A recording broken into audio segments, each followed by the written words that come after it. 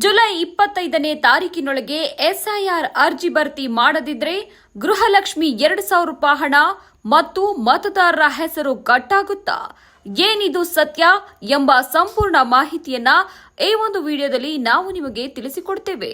ಅದಕ್ಕೂ ಮುಂಚೆ ಯಾರೆಲ್ಲ ನಮ್ಮ ಡಿಜಿಟಲ್ ಅಸ್ತ್ರ ಯೂಟ್ಯೂಬ್ ಚಾನೆಲ್ ಅನ್ನ ಸಬ್ಸ್ಕ್ರೈಬ್ ಮಾಡಿಲ್ವೋ ದಯವಿಟ್ಟು ಸಬ್ಸ್ಕ್ರೈಬ್ ಮಾಡಿ. ಹೌದು ಸ್ನೇಹಿತರೆ, ಸಾಮಾಜಿಕ ಜಾಲತಾಣಗಳಲ್ಲಿ ಮತ್ತು ಕೆಲವು ವಾಟ್ಸ್ಆಪ್ ಗ್ರೂಪ್ಗಳಲ್ಲಿ ಒಂದು ಸುದ್ದಿ ವೈರಲ್ ಆಗುತ್ತಿದೆ.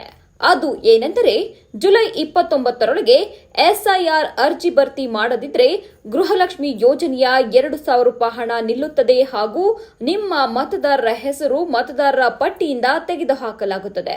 ಹಾಗಾದ್ರೆ ಈ ಸುದ್ದಿ ನಿಜವೇ? ಸರ್ಕಾರ ಏನು ಹೇಳಿದೆ? ಎಸ್ಐಆರ್ ಅರ್ಜಿ ಎಂದರೇನು? ಗೃಹಲಕ್ಷ್ಮಿ ಯೋಜನೆಗೂ ಇದಕ್ಕೂ ಸಂಬಂಧ ಇದೆಯೇ? ಈ ಎಲ್ಲ ಪ್ರಶ್ನೆಗಳಿಗೂ ಸ್ಪಷ್ಟ ಉತ್ತರವನ್ನ ಈ ವಿಡಿಯೋದಲ್ಲಿ ತಿಳಿದುಕೊಡ್ತೇವೆ. ಹೀಗಾಗಿ ಈ ವಿಡಿಯೋವನ್ನ ಕೊನೆವರೆಗೂ ನೋಡಿ. ಮೊದಲನೇದಾಗಿ ಎಸ್ಐಆರ್ ಎಂದರೆ ಚುನಾವಣಾ ಆಯೋಗ ನಡೆಸುವ ಮತದಾರರ ಪಟ್ಟಿಯ ವಿಶೇಷ ಪರಿಷ್ಕರಣಾ ಪ್ರಕ್ರಿಯೆಯಾಗಿದೆ. ಈ ಪ್ರಕ್ರಿಯೆಯಲ್ಲಿ ಮತದಾರರ ಪಟ್ಟಿಯನ್ನ ನವೀಕರಿಸಲಾಗುತ್ತದೆ. ಹೆಸರು ಸರಿಯಿದೆಯೇ? ವಿಳಾಸ ಬದಲಾಗಿದೆಯೇ? ಮೃತಪಟ್ಟವರ ಹೆಸರು ಇನ್ನೂ ಪಟ್ಟಿಯಲ್ಲಿದೆಯೇ? ನಕಲಿ ಮತದಾರರ ಹೆಸರು ಇದೆಯೇ ಎನ್ನುವ ಸಂಪೂರ್ಣ ಮಾಹಿತಿಯನ್ನ ಕಲೆ ಹಾಕಲಾಗುತ್ತದೆ. ಅಲ್ಲದೆ ಮಾಹಿತಿಯನ್ನ ಪರಿಶೀಲಿಸಿ ಮತದಾರರ ಪಟ್ಟಿಯನ್ನ ಶುದ್ಧೀಕರಿಸುವ ಕೆಲಸವನ್ನ ಚುನಾವಣಾ ಆಯೋಗ ಮಾಡುತ್ತದೆ. ಇದೀಗ ಎಲ್ಲರೂ ಮಾತನಾಡುತ್ತಿರುವ 29ನೇ ತಾರೀಕಿನ ಗಡುವಿನ ಬಗ್ಗೆ ಮಾತನಾಡೋಣ.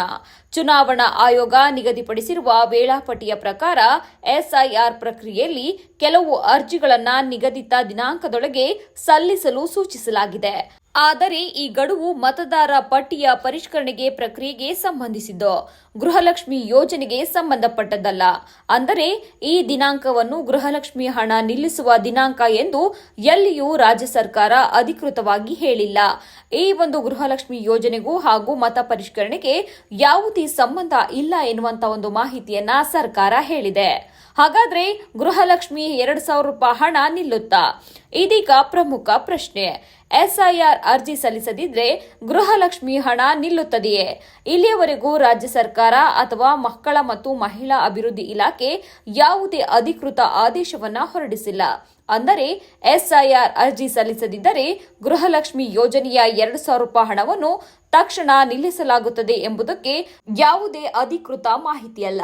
ಈ ಹಿಂದೆ ಸಿದ್ದರಾಮಯ್ಯ ಅವರು ಮುಖ್ಯಮಂತ್ರಿ ಆದಾಗಲೂ ಸಹ ಹಲವು ತಾಂತ್ರಿಕ ಸಮಸ್ಯೆಗಳಿಂದ ಗೃಹಲಕ್ಷ್ಮಿ ಹಣ ಮಹಿಳೆಯರ ಬ್ಯಾಂಕ್ ಖಾತೆಗೆ ಬರುವುದು ತಡವಾಗುತ್ತಿತ್ತು. ಆದರೆ ಆಗ ಸಿದ್ದರಾಮಯ್ಯನವರು ಸಹ ಯಾವುದೇ ಕಾರಣಕ್ಕೂ ಗೃಹಲಕ್ಷ್ಮಿ ಯೋಜನೆ ಸೇರಿದಂತೆ ಸರ್ಕಾರ ಘೋಷಿಸಿದ ಹಾಗೂ ಭರವಸೆಯನ್ನ ನೀಡಿದ ಯಾವ ಯೋಜನೆಗಳು ನಿಲ್ಲುವುದಿಲ್ಲ.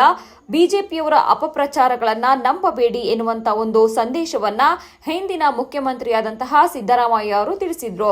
ಇದೀಗ ಡಿಕೆ ಶಿವಕುಮಾರ್ ಅವರು ಸಹ ನಾವು ಅಧಿಕಾರಕ್ಕೆ ಇರುವ ಸಂದರ್ಭದಲ್ಲಿ ಮಾತ್ರವಲ್ಲದೆ ಮುಂಬರುವಂತಹ 2028ರ ಒಂದು ಸಾರ್ವತ್ರಿಕ ವಿಧಾನಸಭಾ ಚುನಾವಣೆಯಲ್ಲೂ ಸಹ ನಾವೇ ಗೆಲುವನ್ನ ಸಾಧಿಸ್ತೀವಿ. ಆಗಲೂ ಸಹ ನಮ್ಮ ಒಂದು ಗ್ಯಾರಂಟಿ ಯೋಜನೆಗಳು ಸಹ ಮುಂದುವರಿಯುತ್ತವೆ ಎನ್ನುವಂತ ಒಂದು ಮಾಹಿತಿಯನ್ನ ನೀಡಿರುವಂತದ್ದು. ಹೀಗಾಗಿ ಸೋಷಿಯಲ್ ಮೀಡಿಯಾಗಳಲ್ಲಿ ಹರಿದಾಡುತ್ತಿರುವ ಪ್ರತಿಯೊಂದು ಮಾಹಿತಿಯನ್ನ ನಂಬಬೇಡಿ. ಮತ್ತೆ ವಿಪಕ್ಷಗಳು ಸಹ ಏನು ಹೇಳಿಕೆಗಳನ್ನ ನಂಬಬೇಡಿ. ಆ ಒಂದು ವಿಪಕ್ಷಗಳು ಸಹ ದಾರಿ ತಪ್ಪಿಸುವಂತ ಒಂದು ಕೆಲಸವನ್ನ ಮಾಡ್ತಾ ಇದೆ ಎನ್ನುವಂತ ಒಂದು ಮಾತನ್ನ ಸರ್ಕಾರದ ಕೆಲವು ಪ್ರಮುಖ ನಾಯಕರು ಸಹ ಹೇಳ್ತಿರುವಂತದ್ದು. ಹೀಗಾಗಿ ಎಸ್ಐಆರ್ ಹಾಗೂ ಗೃಹಲಕ್ಷ್ಮಿಗೂ ಯಾವುದೇ ಸಂಬಂಧ ಇಲ್ಲ ಎನ್ನುವಂತ ಒಂದು ಮಾಹಿತಿ ಹೊರಬಿದ್ದಿದೆ. ಇದೀಗ ಮತದಾರರ ಹೆಸರು ಕಟ್ ಆಗುತ್ತದೆಯೇ? ಹಾಗಾದ್ರೆ ಮತದಾರರ ಹೆಸರು ತೆಗೆದು ಹಾಕಲಾಗುತ್ತದೆಯೇ ಎನ್ನುವಂತ ಒಂದು ಪ್ರಶ್ನೆ ಸಹಜವಾಗಿಯೇ ಹಲವರಲ್ಲಿ ಮೂಡಿರುವಂತದ್ದು. ಇದೀಗ ಚುನಾವಣಾ ಆಯೋಗದ ನಿಯಮಗಳ ಪ್ರಕಾರ ಅರ್ಹತೆ ಇಲ್ಲದವರು, ನಕಲಿ ದಾಖಲೆಗಳು ಅಥವಾ ಪರಿಶೀಲನೆಯಲ್ಲಿ ಮಾಹಿತಿ ಹೊಂದಿಕೆಯಾಗದ ಪ್ರಕರಣಗಳಲ್ಲಿ ಕ್ರಮ ಕೈಗೊಳ್ಳಬಹುದು. ಆದರೆ ಪ್ರತಿಯೊಬ್ಬರ ಹೆಸರನ್ನ ಎಸ್ಐಆರ್ ಅರ್ಜಿ ಸಲ್ಲಿಸಿಲ್ಲ ಎಂಬ ಒಂದೇ ಕಾರಣಕ್ಕೆ ಸ್ವಯಂಚಾಲಿತವಾಗಿ ತೆಗೆದುಹಾಕಲಾಗುತ್ತದೆ ಎಂದು ಹೇಳುವುದು ಸರಿಯಲ್ಲ. ಅಗತ್ಯವಿದ್ದರೆ ಚುನಾವಣಾ ಅಧಿಕಾರಿಗಳು ಪರಿಶೀಲನೆ ನಡೆಸುತ್ತಾರೆ.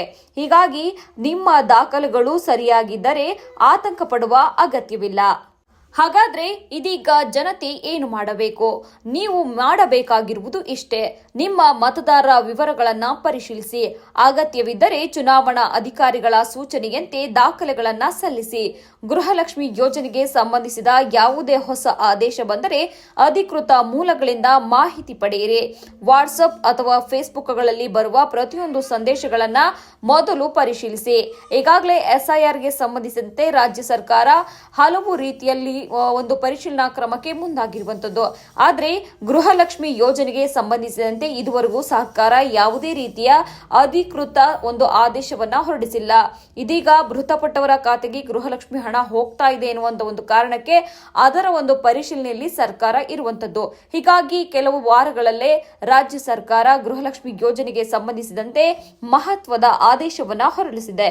ಒಟ್ನಲ್ಲಿ ಸ್ನೇಹಿತರೆ, 29ನೇ ತಾರೀಕಿನ ಒಳಗೆ ಎಸ್ಐಆರ್ ಅರ್ಜಿ ಭರ್ತಿ ಮಾಡದಿದ್ರೆ ಗೃಹಲಕ್ಷ್ಮಿ ಹಣ ಖಂಡಿತವಾಗಿಯೂ ನಿಲ್ಲುತ್ತದೆ ಎಂಬುದಕ್ಕೆ ಯಾವುದೇ ರೀತಿಯ ಅಧಿಕೃತ ಮಾಹಿತಿ ಇಲ್ಲ.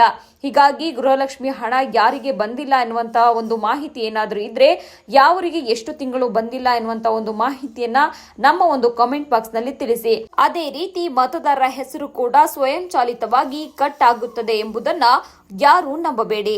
ಅಧಿಕೃತ ಪ್ರಕಟಣೆಗಳು ಬಂದಾಗ ಮಾತ್ರ ಅಗತ್ಯ ಒಂದು ಕ್ರಮಗಳನ್ನ ತೆಗೆದುಕೊಳ್ಳಿ. ಇನ್ನು ಈ ವಿಡಿಯೋ ನಿಮಗೆ ಉಪಯುಕ್ತವಾಗಿದ್ದರೆ ನಮ್ಮ ಒಂದು ಯೂಟ್ಯೂಬ್ ಚಾನಲ್ಗೆ ಸಬ್ಸ್ಕ್ರೈಬ್ ಮಾಡಿ. ಅಲ್ಲದೆ ನಿಮ್ಮ ಒಂದು ಸ್ನೇಹಿತರಿಗೆ ಮತ್ತು ಕುಟುಂಬದ ಸದಸ್ಯರಿಗೆ ಶೇರ್ ಮಾಡಿ. ಇಂತಹ ಸರ್ಕಾರಿ ಯೋಜನೆಗಳು ಮತ್ತು ಹೊಸ ಅಪ್ಡೇಟ್ಗಳಿಗಾಗಿ ನಮ್ಮ ಒಂದು ಯೂಟ್ಯೂಬ್ ಚಾನಲ್ ಅನ್ನ ಸಬ್ಸ್ಕ್ರೈಬ್ ಮಾಡಿ. ಅಲ್ಲದೆ ಬೆಲ್ ಐಕಾನ್ ಒತ್ತುವುದನ್ನು ಮರೆಯಬೇಡಿ. ಮತ್ತೆ ಮುಂದಿನ ವಿಡಿಯೋದಲ್ಲಿ ಭೇಟಿಯಾಗೋಣ. ಧನ್ಯವಾದಗಳು.